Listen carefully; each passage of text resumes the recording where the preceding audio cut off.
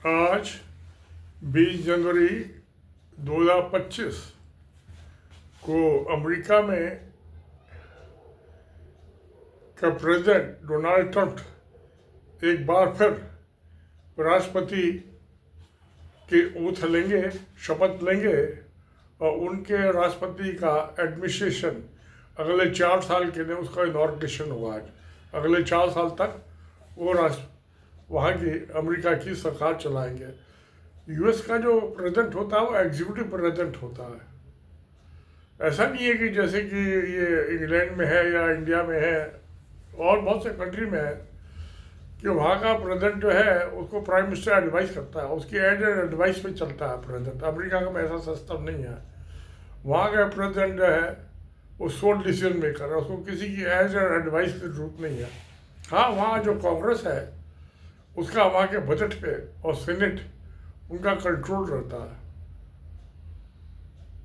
बोले जाए income expenditure पे, टैक्सेशन पे, वो कांग्रेस का रहता है। तो अच्छी बात है, ये सब डेमोक्रेसी है, बहुत मजबूत डेमोक्रेसी है। तकरीबन 243 साल पुरानी डेमोक्रेसी है। यूएस से जब बना था यूनाइटेड स्टेट्स ऑफ अमेरिका, तो इनिशियली शुरू में इसमें 13 स्टेट थे, 13 स्टेट्स थे।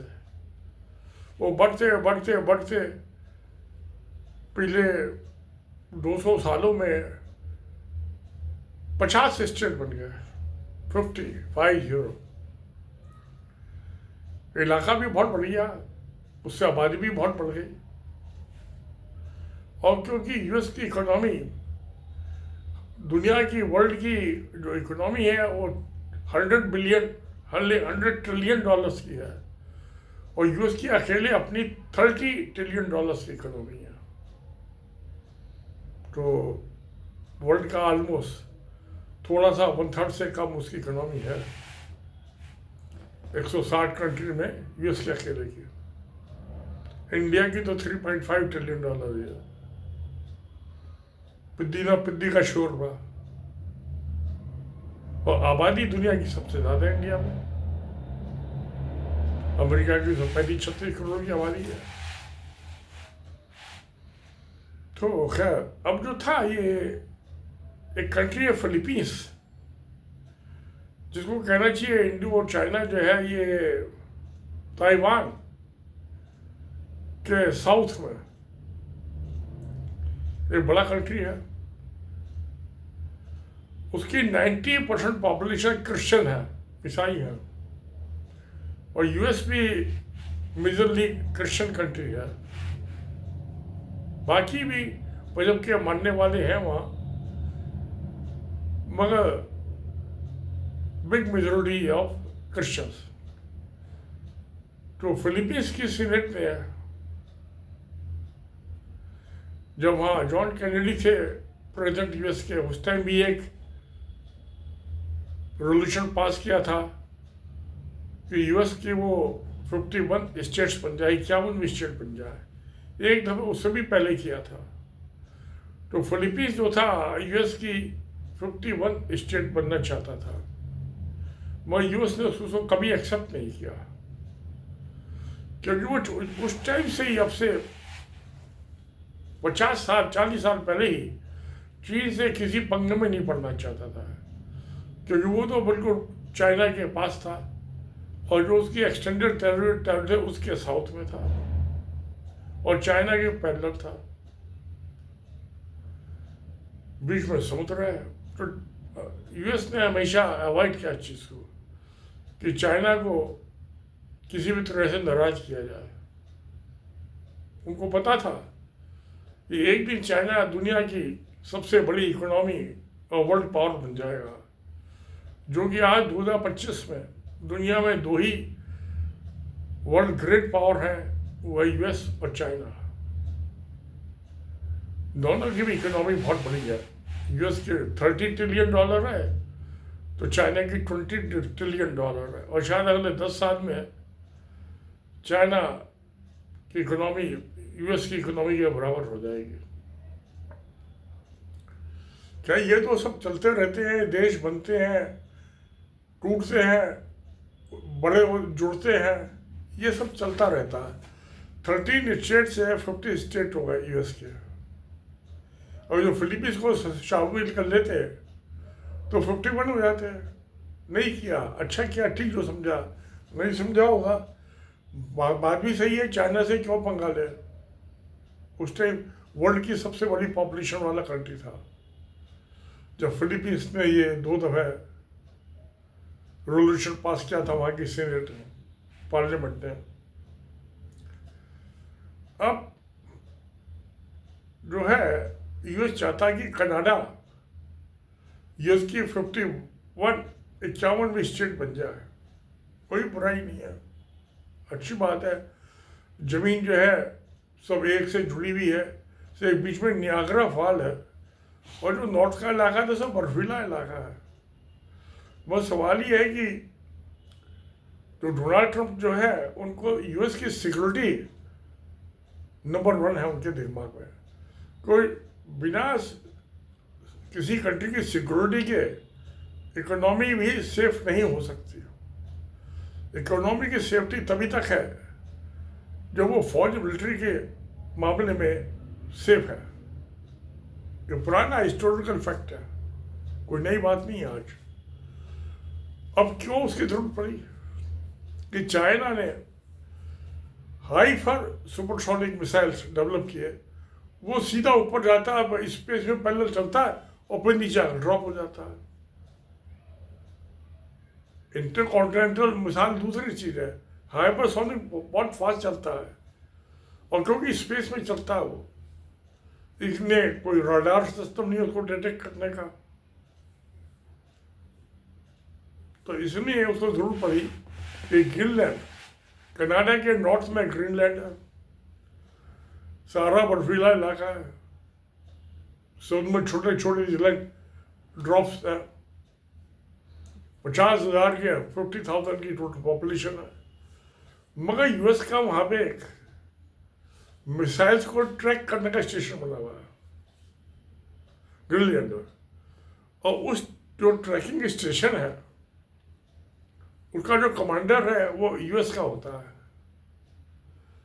और डिप्टी कमांडेंट जो है उसका कनाडा का होता है। और जो आजकल ये ऑफिशियली तो नॉर्वे की टेरिटरी है, उसका उस पर कोई कंट्रोल नहीं है, मगर है उसकी टेरिटरी में। तो इस तरह से ग्रीनलैंड में जो ये मॉनिटरिंग स्टेशन है मिसाइल्स का, जो कि यूएस के डिफेंस के लिए एसेंशियल है, तो अब डिसीजन मेकिंग के लिए यूएस का कमांडर, साथ में कनाडा का डिप्टी कमांडर और नॉर्वे का, क्योंकि उनकी टेरिटरी, तो 3 आदमी हो गए त्रिशंक को। तो डिसीजन मेकिंग में टाइम लगेगा, और कभी कभी डिसएग्रीमेंट भी हो सकता है, दोनों ही बातें हो सकती हैं। तो इसलिए जो ट्रंप साहब सोच रहे हैं कि ये कनाडा 51 स्टेट बन जाए और ग्रीनलैंड को परचेज कर लें, ये होता रहा है। जो रशिया था उसके यार ने जो ये है स्टेट यूएस की, उसे भेज दिया था, और भी जो साउथ के कई स्टेट्स है यूएस में वो बेचे, चाहे यूएस ने परचेज किए हैं। तो ये लैंड की खरीद फरोख्त चलती रहती है, ये कोई नई बात नहीं है। तो अगर जो कुछ डॉलर्स देंगे, और ये वेस्ट लैंड है, नॉर्वे क्या कर रहा है वहां पे, खेती कर रहा है तो अच्छा है कि उसको भेज दे यूएस को, और कनाडा 51 स्टेट बन जाए तो ये अच्छी बात होगी उससे यूएस की सिक्योरिटी मजबूत होगी। और वो जो नॉर्थ अमेरिका है, कनाडा और यूएस, ये मिलके और स्ट्रॉन्ग कंसोलिडेशन होगा, बिखराव नहीं होगा, जुड़ेंगे आपस में, और जुड़ना ही तो चाहिए, क्यों अलग अलग हो, दोस्ती का ताल्लुकात हो। यूएस के तो हमेशा से कनाडा से दोस्ताना ताल्लुकात आज भी जमीन पे आते जाते हैं, कोई बॉर्डर पे फेंसिंग नहीं है। कोई पिलर नहीं लगे हुए कनाडा यूएस की बॉर्डर में, टूरिस्ट आते जाते हैं और कुछ इलीगल इमिग्रेंट्स भी आ जाते हैं। तो ट्रम्प साहब नॉर्थ में तो कनाडा और ग्रीनलैंड को लेना चाहते हैं यूएस की सिक्योरिटी को मजबूत करने के लिए, और साउथ में वो ये पनामा कैनाल जो है ना, ये पनामा कैनाल, ये यहाँ पे बनी हुई है पनामा कैनाल, ये छोटी सी है, ये वो 80-85 किलोमीटर लंबी है और ये अटलांटिक ओशियन और पैसिफिक ओशियन को जोड़ती है। तो इससे आने जाने की शिपिंग की बहुत सुविधा होती है। और ये जो पनामा कैनाल थी, इसकी कंस्ट्रक्शन भी जो थी यूएस ने ही की थी, अपने पैसे से, अपने इन्वेस्टमेंट से, अपने इंजीनियरिंग। और ये इंजीनियरिंग का कमाल है।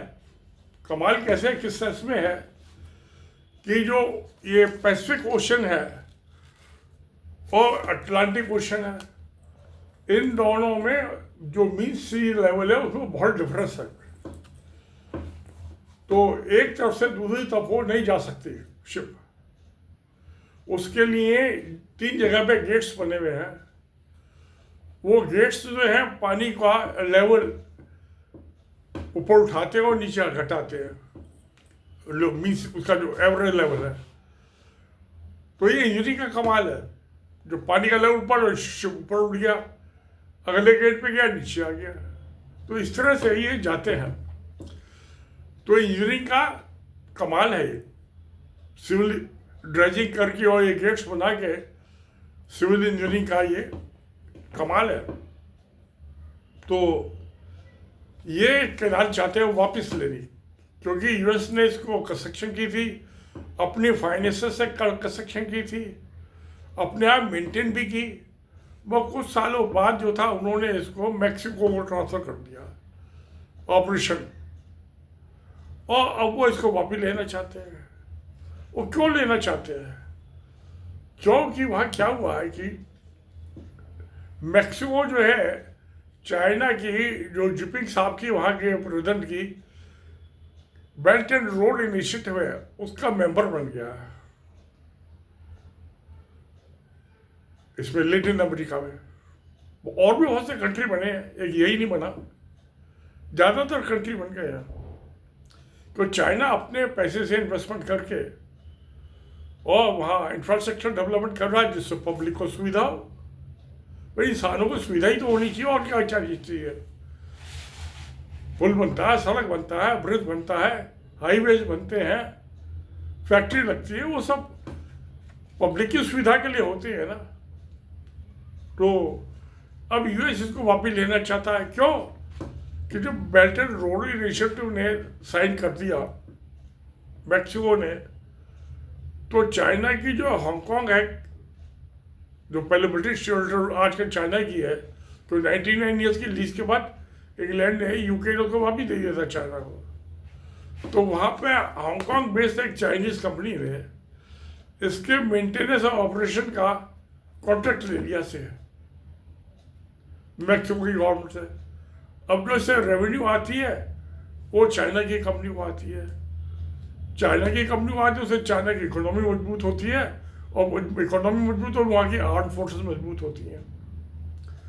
तो ट्रम्प साहब इसको वापस लेना चाहते हैं। तो मैंने कोई चीज़ किसी को दे दी, बेची तो नहीं, तो मुझे उसको वापस लेने का हक है। तो ट्रम्प साहब ये चाहते हैं, इससे कि जिससे कि जो चाइना के कंट्रोल में चली गई है कैनाल, ये फिर वापस यूएस के कंट्रोल में आ जाए, उससे उसकी यूएस की सिक्योरिटी मजबूत होगी। तो नॉर्थ से कनाडा को 51 स्टेट बना के और ये ग्रीनलैंड परचेज करके, और साउथ में ये अपनी पनामा कैनाल वापस लेके, तो नॉर्थ और साउथ से दोनों से यूएस की सिक्योरिटी को मजबूत करना चाहते हैं। भाई ये तो सबकी ड्यूटी है, कोई भी सरकार हो, कोई भी प्राइम मिनिस्टर हो, कोई भी प्रेसिडेंट हो, अपनी कंट्री की सिक्योरिटी मजबूत करना, यही तो आपकी नौकरी है। जनता ने आपको काहे के लिए इलेक्ट किया है। 4 साल के लिए आपको जो नौकरी दी है, यू आर पब्लिक सर्वेंट। चाहे तो यूएस का प्रेसिडेंट है, वो भी जनता का नौकर पब्लिक सर्वेंट है। चाहे चाइनीज प्रेसिडेंट है, वो भी जनता का नौकर पब्लिक सर्वेंट है। तो इसमें गलत क्या है? मुझे तो कुछ गलत ही दिखाई देता। पर नौकर का काम तो जनता की सेवा ही करना है ना। क्या उसका ना प्रेसिडेंट हो, चाहे प्रधानमंत्री हो, या और कुछ हो।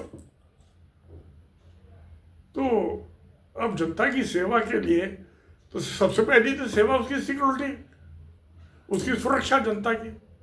तो अगर जो ट्रम्प साहब इसको मजबूत करना चाहते हैं तो भाई बड़ी अच्छी बात है, ये तो होना ही चाहिए।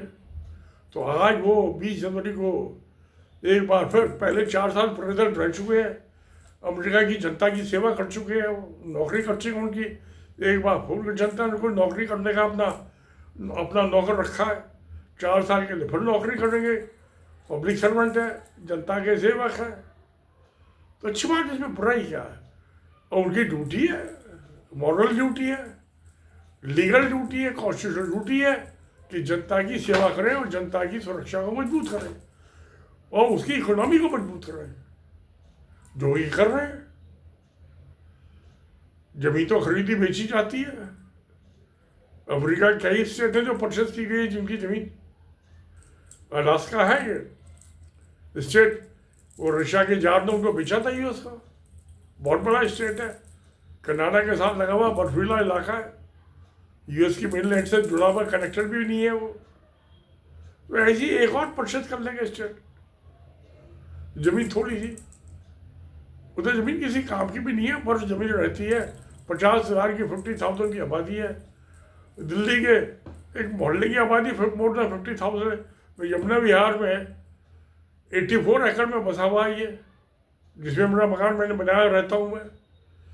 84,400 प्लॉट है, 1 लाख की आबादी तो यहाँ की है। एक कॉलोनी की, छोटी सी कॉलोनी की, दिल्ली डेवलपमेंट अथॉरिटी जो डेवलप की थी 1975 और 76 में प्लॉट अलॉट किया था मुझे। तो ये तो खरीदी बेची जाती है जमीन, में कोई बड़ी बात नहीं है। कोई रिलेंट देश तो है नहीं, कंट्री तो है नहीं, और कंट्री तो कंट्री भी बेचे जाते हैं। तो ये हो रहा है सब। मैं समझता हूँ आज जो है इन्होंने ओथ ले ली है, अब अगले साल 4 साल जनता की सेवा करेंगे, जनता के इंटरेस्ट में, हित में काम करेंगे डोनाल्ड ट्रम्प साहब।